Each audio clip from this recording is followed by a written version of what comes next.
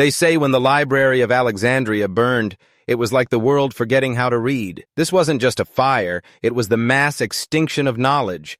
And what's worse, nobody agrees on who lit the match. Some blame Julius Caesar, others point to religious fanatics, and some whisper that powerful institutions wanted it gone on purpose. But why would anyone want to erase the greatest collection of human thought ever assembled? Unless the real reason was never meant to be found. The Library of Alexandria wasn't just a building. It was humanity's first information superpower. Built under Ptolemy I and Nadu after the death of Alexander the Great, it was intended to collect every scroll, every book, every recorded thought from across the known world. Greek, Egyptian, Persian, Indian, Babylonian, every culture's secrets, all in one place. Historians estimate the library once held between 400,000 and 700,000 scrolls. It stored lost plays by Sophocles, medical insights from ancient India, and scientific theories we wouldn't rediscover for another 1,000 years. In a time when knowledge was literal power, Alexandria was the brain of the world. So how did something that important just vanish? Here's where it gets messy. The blame game has lasted centuries. One version says it was an accident. Julius Caesar set fire to his own ships while attacking Alexandria in 48 BCE, and the flames spread to the library. But then another version points to Christian mobs in 391 CE, led by Bishop Theophilus, who saw the library's pagan texts as a threat to the new faith. And then a third wave of suspicion lands in 642 CE, when Muslim general Amr ibn al-As allegedly burned the remaining scrolls under Caliph Omar's orders. Three completely different stories, three completely different motives. One uncomfortable question: why does no one take responsibility? Let's be real. Accidents don't usually have this many suspects. Julius Caesar had everything to gain from weakening Egypt's dominance. The Christian church in the 4th century was erasing anything tied to pagan thought, rewriting the intellectual hierarchy. And in the 7th century, Islamic leadership was consolidating control, and conflicting knowledge wasn't welcome. But the truth is, the library didn't burn in one night. It died slowly.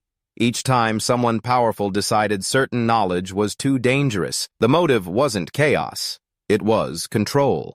One of the library's final guardians was a woman, Hypatia of Alexandria. A mathematician, astronomer, and philosopher, she was a living embodiment of the knowledge Alexandria stood for. But in 415 CE, she was hunted down by a violent mob and brutally murdered. Why? Because her influence, intellect, and independence threatened the church's rising authority. Her death wasn't just a tragedy. It was a message. Intellect will be silenced if it doesn't serve power. And once she was gone, the final flame of Alexandria flickered out. The deeper you dig, the weirder it gets. How does the greatest library in history vanish without a single clear account? How is it that no empire, Roman, Christian, or Muslim, admits full responsibility? The pattern repeats across time. Baghdad's House of Wisdom was destroyed in 1258. Mayan codices were torched by conquistadors. Ancient Chinese texts were wiped out by emperors. Maybe it's not coincidence. Maybe it's a blueprint. Erase the past and you control the future. We didn't just lose books. We lost potential futures. Some scrolls hinted at heliocentric models 1,000 years before Galileo. Others described surgical techniques or ancient technologies we still can't replicate. Some even claim the library held records of civilizations long lost, like Atlantis.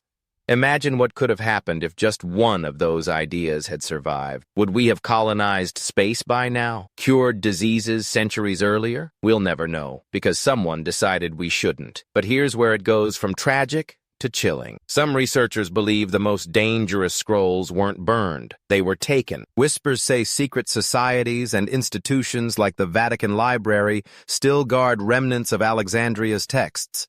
And that the fire? It was just a cover, a story to keep us from asking where the knowledge actually went. Because if those texts still exist and someone's hiding them, then the fire didn't erase history. It rewrote it. The Library of Alexandria didn't just hold ancient books. It held the blueprint for a smarter world, and maybe that's why it had to disappear. But even if the scrolls are gone, the questions remain. Who really burned it? What were they trying to hide? And most importantly, what did they fear we might discover? Because history might be written by the victors, but the truth, that always finds a way to survive.